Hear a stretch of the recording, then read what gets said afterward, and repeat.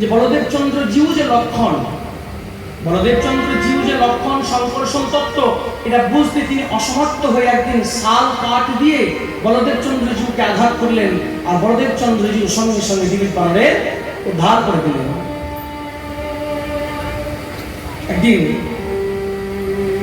কৃষ্ণের পুত্র প্রদ্যুম্ন শুনলাম, আর প্রদ্যুম্নের পুত্র কে?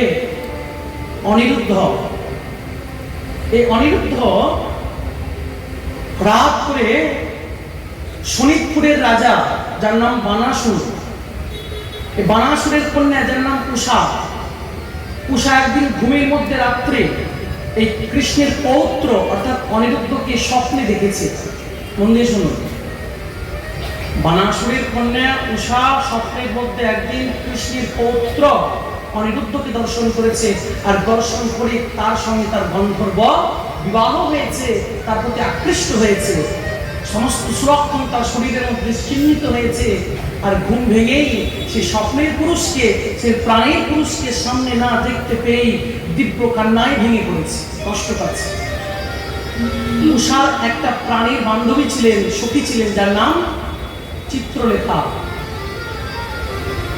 এই চিত্রলেখাকে ডেকে বলছে, জানিস সখী, আজকে স্বপ্নের মধ্যে আমি এক পুরুষকে দর্শন করেছি, আর দর্শন করতে তার চরণে মন প্রাণ সঁপে দিয়েছি, এবং তাকে না পেলে আমি বোধহয় আর প্রাণে বাঁচব।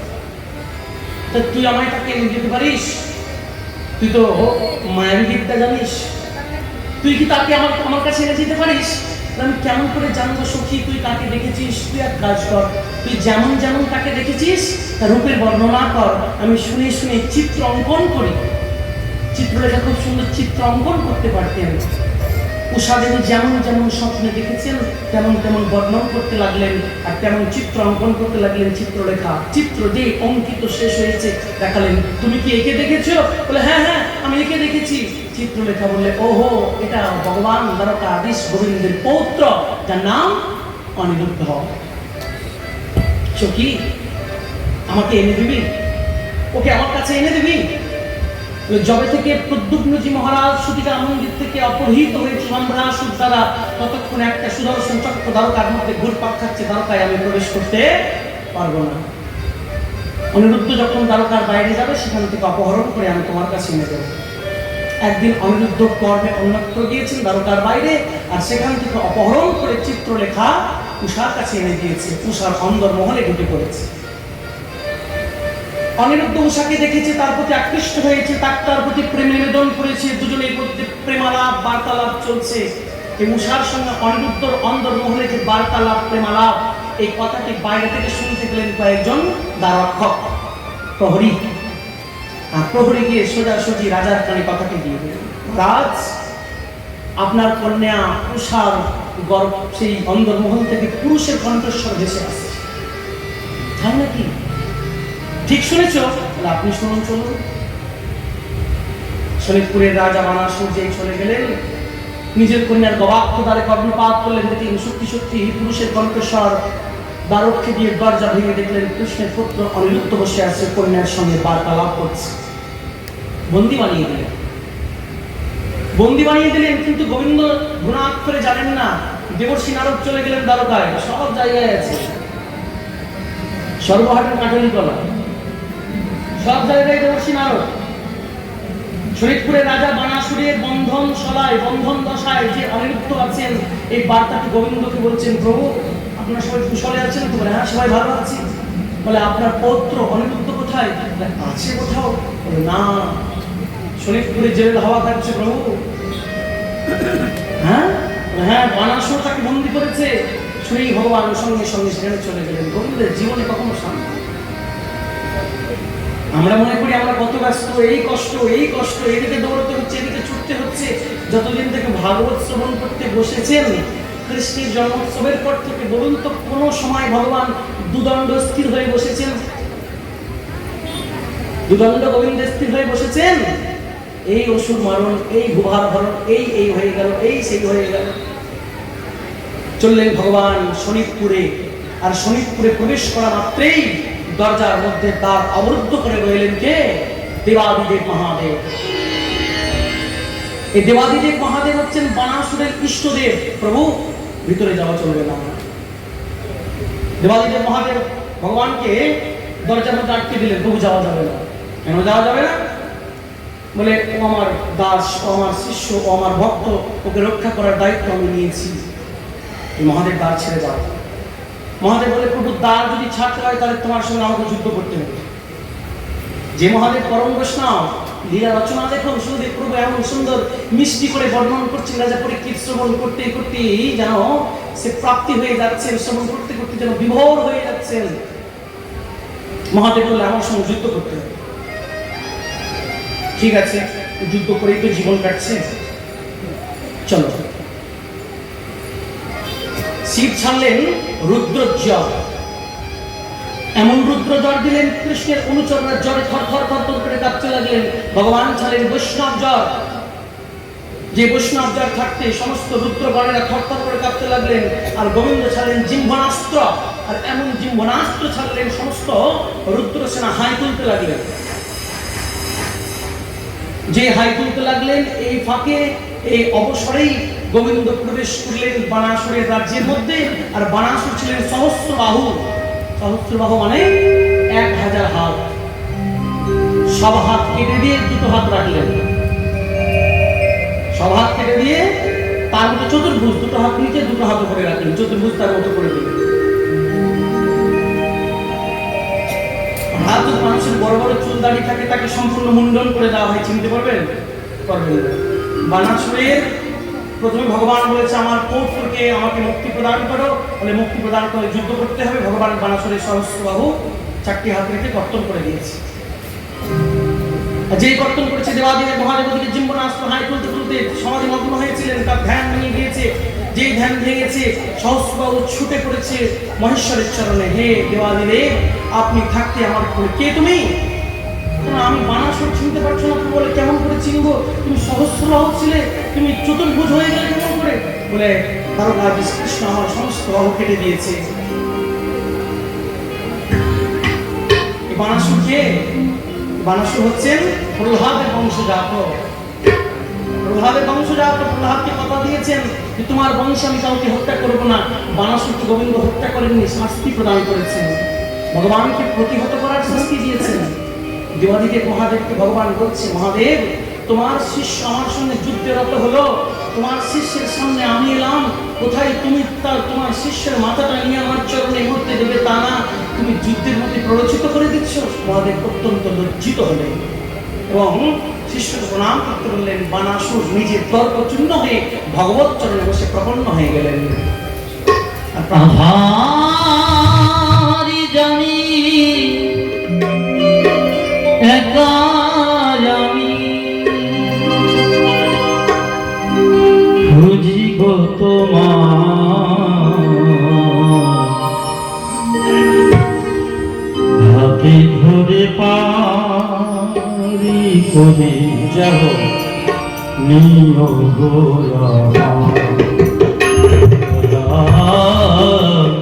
হাতে ধরে পারি করে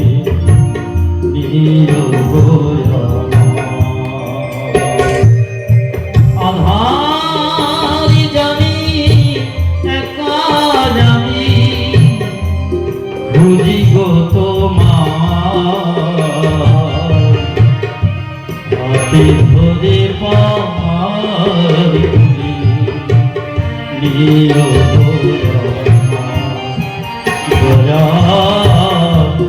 হাতে ধরে পারি করে নিয়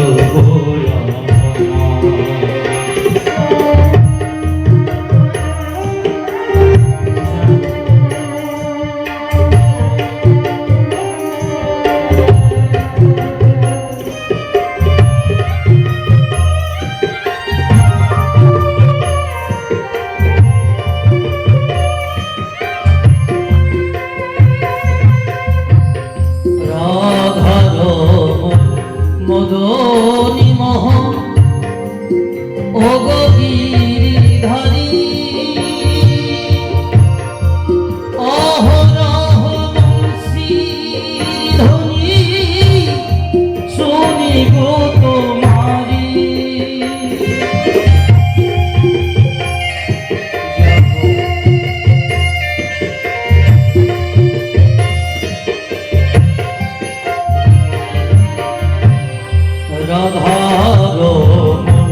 মদনী মোহ ও গো গিরিধারী অহরহ বংশীর ধ্বনি শুনিব তোমারি অভাজনে তুমি বিনে অভাজনে তুমি বিনে করবে কে হাতে ধরে পারে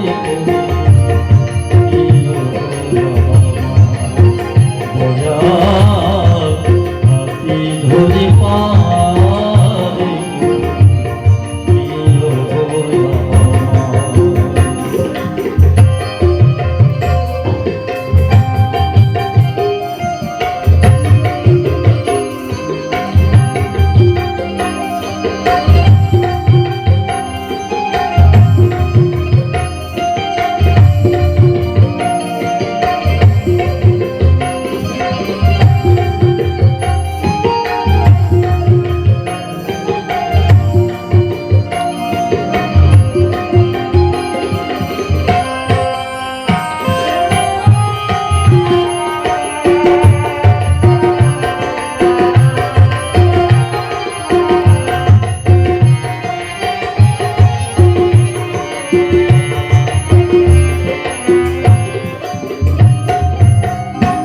পিতা মাতা ভোগিনী ভ্রাতা প্রতিদিনের দেখা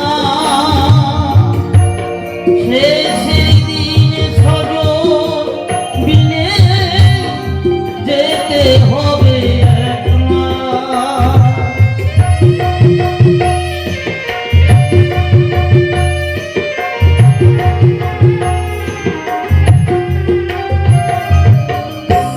পিতা মাতা ভোগিনী ভ্রাতা দুটি দিনের দেখা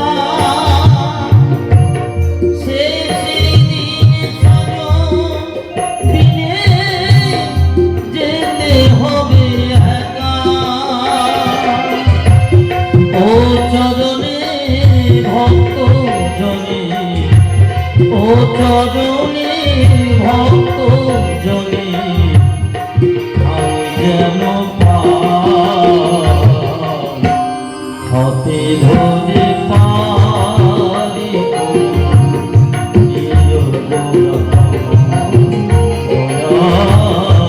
হাতে ধরে পারি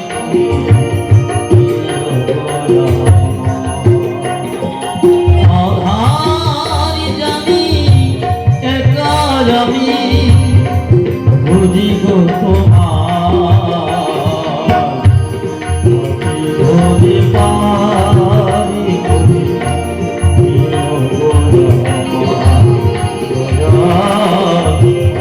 ধরে পারি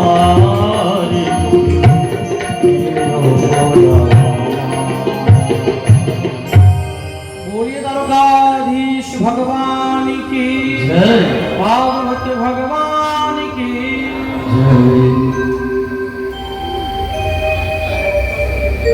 বানাসুরের ধর্মমা যার নাম কটুরা দেবী উলঙ্গিনী হয়ে দাঁড়িয়ে পড়লেন ভগবানের সামনে, আর ভগবান সেখান থেকে মুখ লুকিয়ে দ্বারকায় চলে গেলেন। নারীর প্রতি সম্মান প্রদর্শন করে ভগবান তার পৌত্র অনিরুদ্ধ এবং সঙ্গে উষাকে নিয়ে দ্বারকার মধ্যে গমন করলেন। এদিকে ভগবানের পৌত্ররা একদিন একটি বিশালাকার কুয়োর মধ্যে একটি বিশাল কিকলাস দেখলেন। কিকলাস গিরগিটি কিকলাস দেখে গোবিন্দের কাছে গিয়ে জানালেন, আর গোবিন্দ কিকলাসের নিকটে এলেন, কুয়োর নিকটে এলেন এবং সেই ক্রিকলাসকে স্পর্শ করা মাত্রই একটি সুন্দর রাজায় পরিণত হলো সেই ক্রিকলাস। ভগবানের চরণে নতমস্তক হয়ে বললেন, প্রভু আমি হচ্ছি নিগ রাজা। কি তুমি? নিগ রাজা। আমি অনেক দান ধর্ম করতাম, যেমন আমি দান করতাম, দানের প্রতি আমার অভিমান জন্মে গিয়েছিল। আমি একদিন একটা ব্রাহ্মণকে 1 লক্ষ গাভী দান করেছিলাম। সে ব্রাহ্মণ যখন গাভীগণ নিয়ে যাচ্ছিল, সে 1 লক্ষ গাভীর মধ্যে একটি গাভী আবার ঘুরে এসে আমার গোয়াল ঘরে মধ্যে আশ্রয় নিয়েছিল। আমি আবার অন্য এক ব্রাহ্মণকে 1 লক্ষ গাভী দান করার সময় সে আগের গাভীটি এই গাভীর সঙ্গে চলে গিয়েছে। সেই ব্রাহ্মণ রাস্তার মধ্যে দেখে নিজের গাভী চিনতে পেরে পরের ব্রাহ্মণকে 1 লক্ষ গাভী থেকে নিজের গাভীটি ফিরিয়ে চাইলেন। সে ব্রাহ্মণ বলে, দিতে পারবো না, আমি দানে পেয়েছি। সে ব্রাহ্মণ আমার কাছে এসে বললেন, আমাকে আমার আগের গাভীটি ফিরিয়ে দাও, যা তোমার গোশালার মধ্যে এসে প্রবেশ করেছে। আমি বলেছিলাম, প্রভু আমি তো 1 লক্ষ গাভী দান করেছি ব্রাহ্মণদের, কোন গাভীটি আমি আপনাকে দিয়েছি সে তো আমার মনে নেই। তার পরিবর্তে আমি আপনাকে আরো 1 লক্ষ গাভী দান করতে চাই।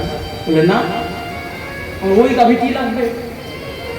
বলে তিনি আমাকে অভিশাপ করেছেন, আমি কৃপলাস দেহ প্রাপ্তি হয়েছি, আমি গিরগিটি দেহ প্রাপ্তি হয়েছি।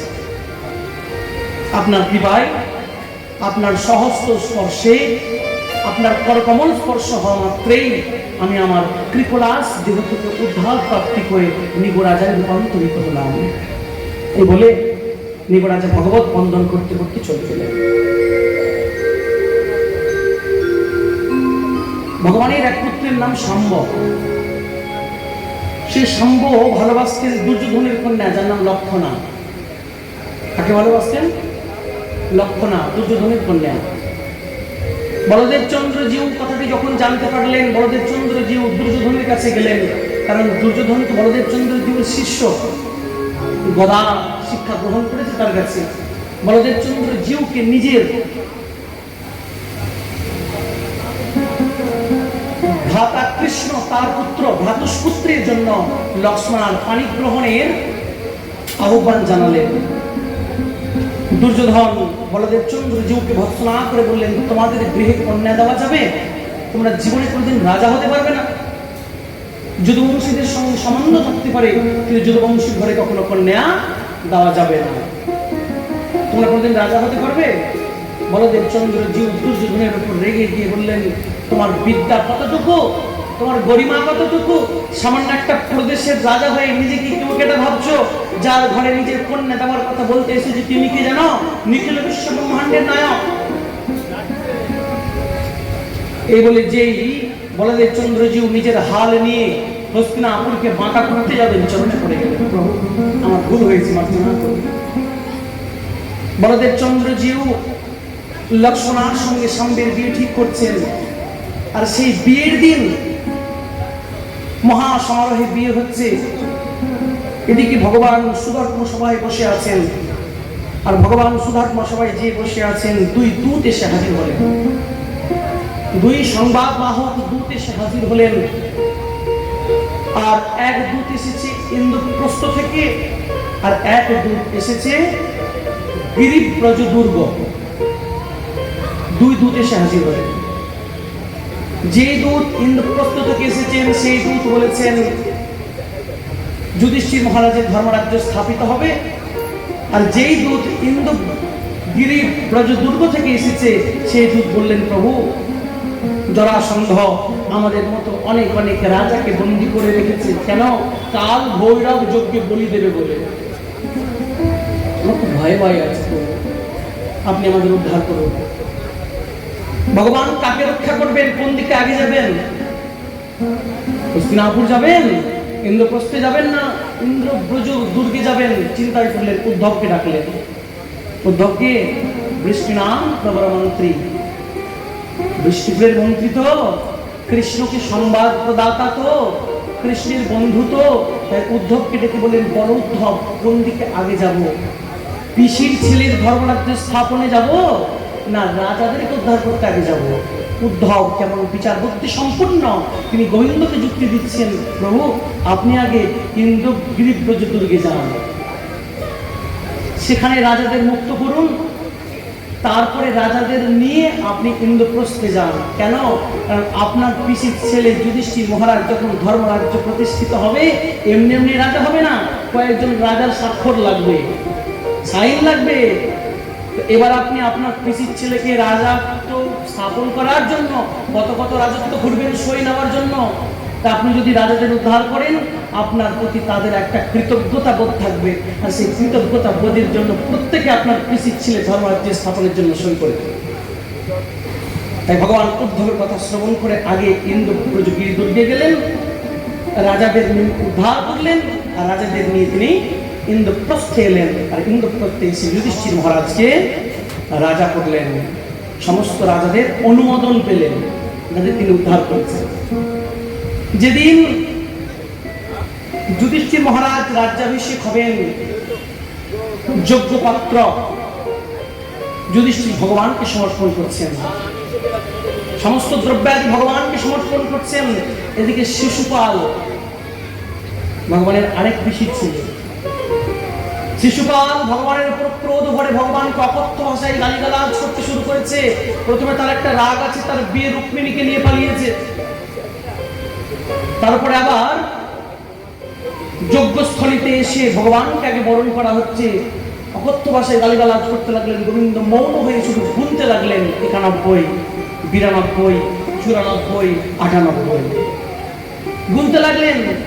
কারণ দমঘোষ নন্দন, সুতস্রবা নন্দন এই শিশুপাল যখন জন্মগ্রহণ করেন, 3টি নেত্র চতুর্ভুজ হয়ে জন্মগ্রহণ করেছেন। তার রূপ দেখে মা ক্রন্দন করে বলেছে, এই রূপটি কোনো সন্তানের হয়?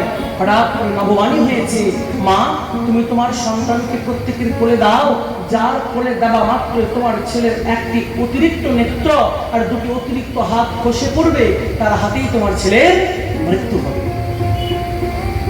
মা তখন সকলের কোলে শিশুপালকে দিচ্ছেন, আর যে গোবিন্দের কোলে দিয়েছে অতিরিক্ত নেত্রটি 2টি হাতটি বিলুপ্ত হয়েছে। তখন গোবিন্দের হাতটি ধরে পিসমা বলেছে, তুমি কথা দাও যে তুমি আমার পুত্রকে কোনো নিধন করবে না। গোবিন্দ কথা দিয়েছেন, তোমার ছেলের 100টি অপরাধ আমি ক্ষমা করব। এই জন্য আমাদের জ্ঞাত সারে অজ্ঞাত সারে অনেক অনেক অপরাধ হয়ে যায়, যে অপরাধ মোচন করার জন্য আমাদের দিব্য সেবা, দিব্য ব্রত, দিব্য উপবাস, দিব্য ভগবত সেবা আমরা প্রযুক্ত থাকি। কিন্তু কখনো অতিরিক্ত ভালো নয়, কখন যে 100টা অতিক্রম করে দিয়ে ঘোড়া পরিপূর্ণ হয়ে যাবে, আর ঘোড়া পরিপূর্ণ হলে উপচে পড়বে, আর তখনই স্খালিত হয়ে যাবে। কোনো কিছু অতিরিক্ত ভালো নয়। অতি দর্পে হতা লঙ্কা, অতি মানে চ কৌরবা, অতি দানে বলির্বদ্ধম সর্বম অত্যন্তম গর্হিতাম। জগতে কোনো কিছু অতিরিক্ত ভালো নয়। তাই দুর্যোধন এর বন্ধু ছিলেন শিশুপাল, তিনি যুধিষ্ঠির মহারাজের ধর্মসভায় গোবিন্দকে অকথ্য ভাষায় গালিগালাজ করছে। 98, 99 গন্তে গন্তে যখন 100টি অপরাধ পার করেছেন, সঙ্গে সঙ্গে ভগবান সুদর্শন চক্র আহ্বান করলেন, আর শিশুপালের সেখানে গোবিন্দায় নমঃ। রাত করে একদিন গোবিন্দের মনে পড়েছে তার বন্ধুর কথা, যার নাম সুদামা। বন্ধুর কথা মনে পড়েছে, বহুকাল বন্ধুর সঙ্গে আলাপ হয়নি, বহুকাল বন্ধুর সঙ্গে কথা হয়নি। সুদামা দরিদ্র ব্রাহ্মণ, দরিদ্র বিপ্র, কর্মকাণ্ড করেও তার পেট চলে না, বাড়িতে অভুক্ত সন্তান, অভুক্ত স্ত্রী, ধর্মপত্নী নিজে অভুক্ত,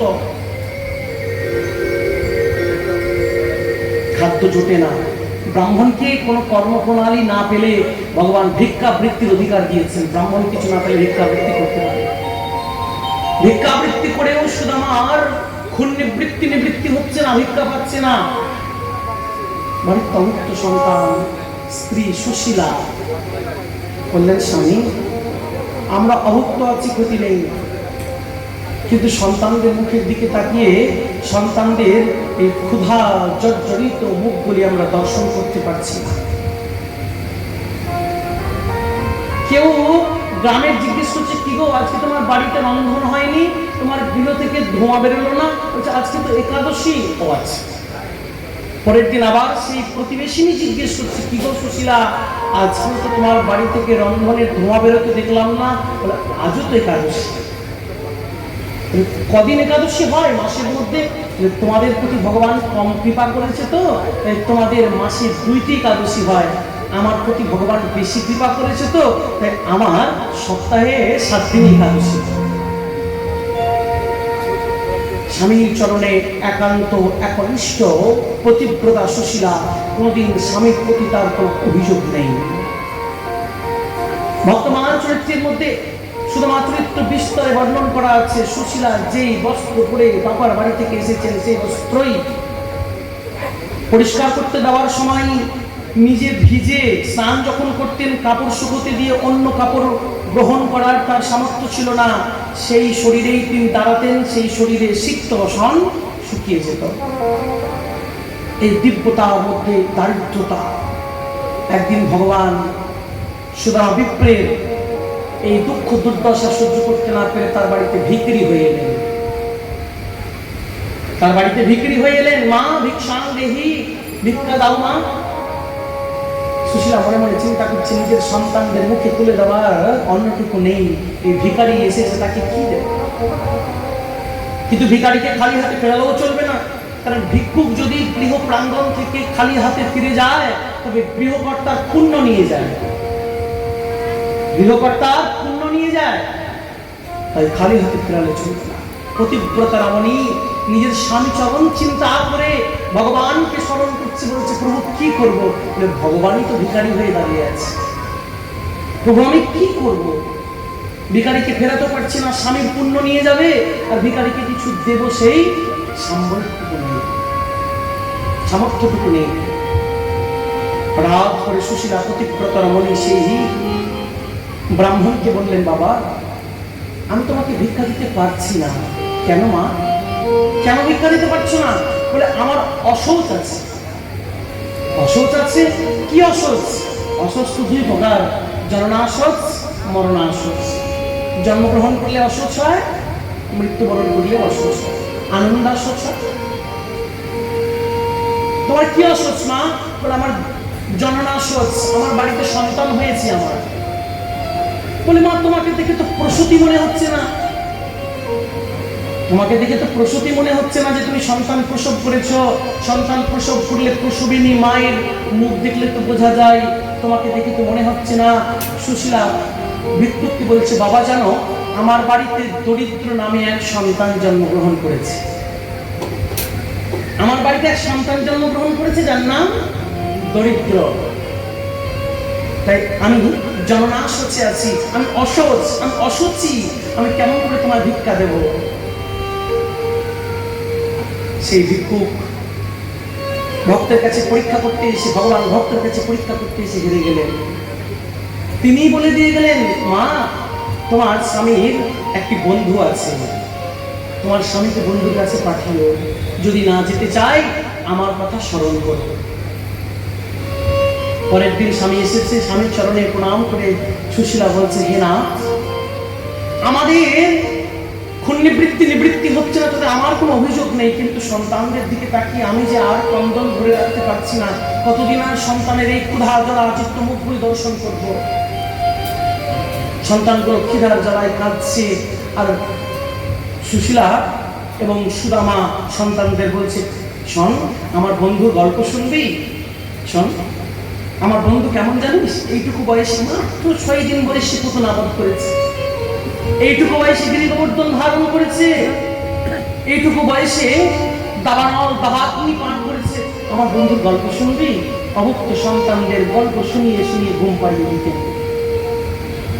সুশীলা মা উনুনের মধ্যে জল ফোটাতেন, বলে বাবা একটু অপেক্ষা করো, অন্ন হবে, জল ফুটছে অন্ন হবে, কিন্তু শুধু জল ফুটছে। কতদিন চলবে স্বামী, কতদিন এইভাবে সন্তানদের মুখগুলো দেখতে পাচ্ছি না। না আমি শুনেছি তোমার একটি বন্ধু আছে দ্বারকায়। হ্যাঁ তোমায় কে বললো? বলেছে একজন। তুমি কি তার কাছে একবার যেতে পারো না? সুশীলাকে বলছে, সুদামা দেখো গিরিনী, আমার বন্ধু, বন্ধুর কাছে কি হাত পাতা সমীচীন? যে বন্ধুর কাছে প্রতিদিন আমি ননি মাখন তুলে দিতাম, আমার মা যখন আমার জন্য নবনী করে দিত আমি নিজে খেতাম, আর সেই বন্ধু অধরে তুলে দিতাম, যার মুখে আমি অধরে ননি মাখন তুলে দিতাম, যার সঙ্গে আমরা গোষ্ঠীর খেলা খেলতাম, পিঠে চড়ে কাঁধে করা, আমি নিজে আমটি খেয়ে একটু আম আমি আমার কানাইকে দিয়েছি। সকলে বলতো এ ঠোঁয়াম কেন দিচ্ছ, উচ্ছিষ্ট কেন দিচ্ছ? আমি কেন দিচ্ছি জানো? কংস রাজা বড় দুষ্ট, যে কংস কৃষ্ণকে হত্যা করার জন্য বহুবিধ অসুর প্রেরণ করেছে বৃন্দাবনে। কংস রাজা যদি আমের মধ্যে বিষ মিশিয়ে রাখে, সে আমটা আগে আমরা খাই। মরলে আমি মরি, আমি মরলে তুমি বাঁচাতে পারবে, তুমি মরলে তোমায় বাঁচাবে কে? জানো সুশীলা, আমার সঙ্গে আমার বন্ধুর এরকম শক্ত স্বভাব ছিল, তার কাছে আমি কেমন করে হাত পাতবো? স্বামী বলছে হাত না হয় নাই বা পাততে পারো, বন্ধুকে এত বছর দেখনি, বন্ধুকে দেখার জন্য কি প্রাণটা উচাটন হয় না? যেই বন্ধুকে দেখার কথা সুশীলা বলেছে, আর সুজামা থাকতে পারছে না, আর থাকতে পারছে না। ঠিক বলেছো সুশীলা, তুমি ঠিক বলেছো। আমি বন্ধুকে বহুদিন দেখিনি বন্ধুকে।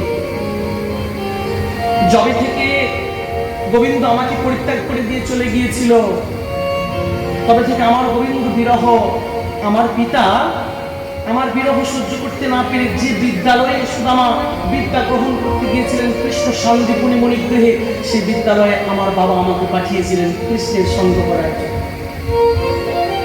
বহুদিন দেখিনি, শুনেছি সে এখন দ্বারকার রাজা, কিন্তু আমি দেখিনি।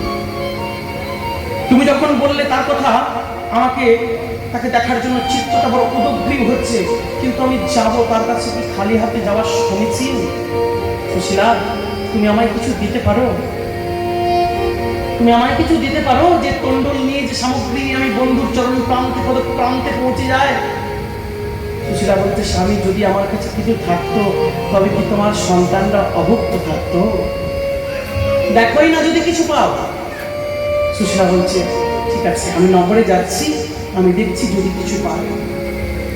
সুশীলা পতিব্রতা, জীর্ণ শীর্ণ পোশাক, অঞ্চলের মধ্যে শতচ্ছিন্ন ছিন্ন বিচ্ছিন্ন অঞ্চল, সে অঞ্চলটি প্রসারিত করে প্রত্যেকের দ্বারে দ্বারে গিয়ে ভিক্ষা গ্রহণ করছে।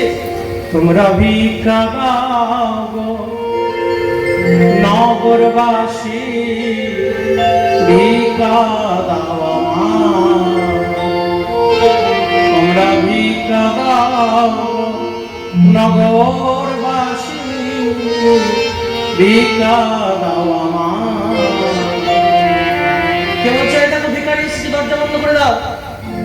তোমার স্বামী সত্যবাদী, আমরা মিথ্যেবাদী, তো মিথ্যেবাদীর অন্ন নিয়ে খেতে ভালো লাগবে তো? আমাদের দাঁড়িয়ে এসেছো। সুশীলা বলছে তোমাদের এই ভিক্ষার দ্রব্য পাবে শ্যামরায়, ভিক্ষা দাও আমার। নিজে ভোজন করার জন্য তোমাদের দরজায় আসেনি, নিজে তো বহুকাল ধরে অভুক্ত আছি, তোমাদের দরজায় তো আসেনি। তোমরা যারা গোবিন্দের চরণে পৌঁছতে পারো না, যাদের সময় হয় না, অবসর হয় না, তোমাদের প্রত্যেকের হয়ে আমার স্বামী গোবিন্দ দর্শনে যাবে, তো তোমরা যে যা পাচ্ছ আমার স্বামীর উদ্দেশ্যে দাও। আমার স্বামী তোমাদের সেই দান, তোমাদের সেই ভক্তি গোবিন্দের পদপ্রান্তে পৌঁছে দেবে।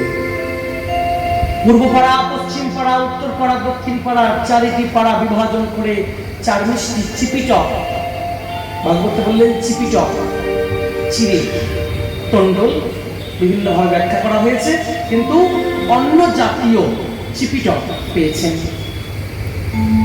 চার মুষ্টি তন্ডল চিপিটক নিয়ে এসে সুশীলা তার স্বামীর হাতে দিলেন, এই নাও নিয়ে যাও। ঝরঝর করে সুদামা কাঁদছে, ঝরঝর করে সুদামা কাঁদছে। সুশীলা, যেই কৃষ্ণের মুখে মা যশোদা ক্ষীর মাখনে তুলে দিতে যার হাত কেঁপে যায়, সেই কৃষ্ণের মুখে আমি কেমন করে শুকনো চিড়েগুলি তুলে দেব? সুশীলা বলছে স্বামী, এর থেকে বেশি কিছু দেওয়ার তো আমাদের সামর্থ্য নেই। তোমার বন্ধু সব বোঝে, তোমার বন্ধু সব জানে, তুমি যাও।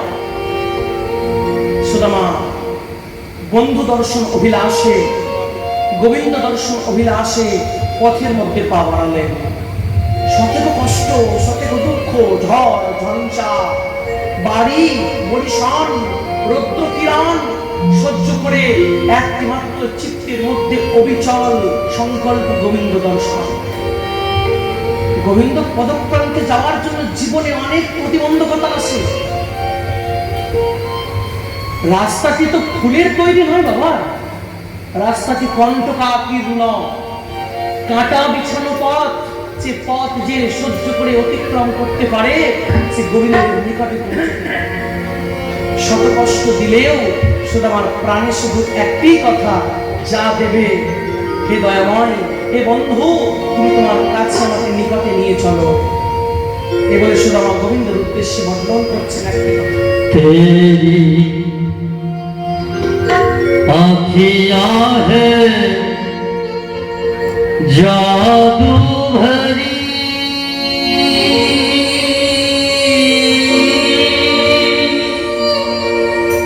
बिहारी नहीं तो कभी से खरी।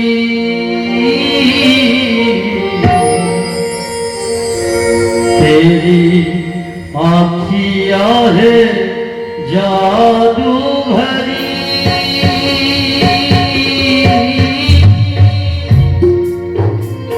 बिहारी में तो कभी से खरी। मैं तो तेरी ही द्वार परी, बिहारी में तो कभी से खरी।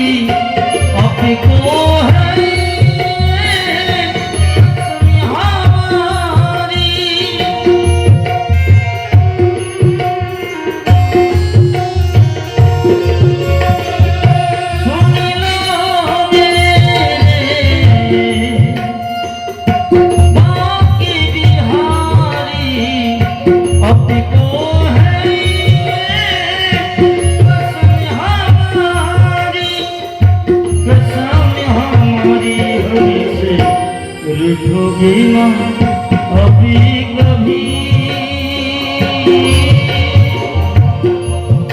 बिहारी नहीं तो कभी शिखरी किया है जादू हरी बिहारी नहीं तो कभी शिखरी मैं तो तेरी ही द्वार परी बिहारी नहीं तो कभी शिखरी किया है जादू हरी बिहारी नहीं तो कभी शिखरी किया है जादू हरी बिहारी नहीं तो कभी शिखरी। ओम द्वारकाधीश भगवान की, भागवत भगवान की।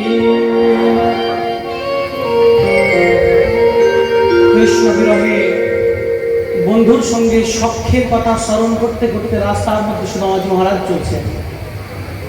পথের মধ্যে শতেক দুঃখ শতেক কষ্ট। একটি বৃক্ষ তটে বৃক্ষের মূলভাগে এসে উপনীত হলেন, আর বৃক্ষের মূলভাগে এসে বসে পড়লেন। বলে, গোবিন্দ, আমি আর যেতে পারছি না, তোমার যদি ইচ্ছে থাকে তুমি আমাকে এখান থেকে নিয়ে যাবে। রাত ঘুম ভাঙলো, প্রভাত হয়ে দেখলেন ঘুমের মধ্যে তিনি দ্বারকা পৌঁছে গিয়েছেন। ভগবান ঘুমের মধ্যে তাকে দ্বারকায় নিয়ে এসেছেন। যেই নেত্র উন্মিলন করেছে, নেত্র উন্মিলন করার সঙ্গে সঙ্গে দেখলেন বিরাট রাজপ্রাসাদ, রাজমহল, স্বর্ণমহল। স্বর্ণমহল যে দেখতে পেলেন, একজন দ্বাররক্ষিক একজন প্রহরীকে দেখতে জিজ্ঞেস করলেন, আচ্ছা বলতে পারো এখানে আমার ভাই কানাই কোথায় থাকে? বলে, চোখ, এখানে ভাই কানাই কেউ বলে না, এখানে রাজা ধীরাজ ভগবান শ্রীকৃষ্ণচন্দ্র, এখানে কানাই বলে কেউ ডাকে না। আচ্ছা, তোমাদের রাজা কোথায় থাকে? ওই দেখো সামনে বিরাট মহল, সে মহলের মধ্যে আমাদের ভাই কানাই। প্রবেশ করতে যাবে, দ্বাররক্ষী তাকে দরজার মধ্যে অবরুদ্ধ করলেন। কোথায় যাচ্ছ? বলে, আমার বন্ধুর সঙ্গে সাক্ষাৎ করতে। বন্ধু? কে তোমার বন্ধু? তোমাদের যে রাজা। তোমার ধৃষ্টতা কম না? কোথায় তুমি পথের ভিখারি, মাথায় পাগড়ি নেই, শরীরে ভালো পোশাক নেই, চরণে জুতো নেই, তুমি আমাদের রাজাকে বন্ধু বলে দাবি করো? এত বড় ধৃষ্টতা! এখানে দাঁড়াও, তোমাদের রাজার একবার আমরা দর্শন করতে চাই। রাজা দর্শন করবে তো এখানে দাঁড়াও। রাজা যখন নগর পরিভ্রমণে বেরোবে তখন তুমি রাজাকে দর্শন করবে। নগর পরিভ্রমণ, রাজা নগর বেরোলে। বলে, আসলে তোমাদের রাজা আমার সত্যি অন্তরঙ্গ বন্ধু। বলে, সত্যি? বলে, হ্যাঁ। বিশ্বাস যদি না হয় তোমাদের রাজাকে গিয়ে জিজ্ঞেস করো। যদি চিনতে না পারে, যদি অস্বীকার করে, যা দণ্ড দিয়ে মাথা পেতে নেবো, এখান থেকে ফিরে চলে যাবে। প্রহরী দ্বাররক্ষী ভিতরে গেলেন। অন্দর মহলে গিয়ে ভগবান শ্রী দ্বারকাধীশ গোবিন্দের পদপ্রান্তে মাথা নত করে বলছে, মহারাজ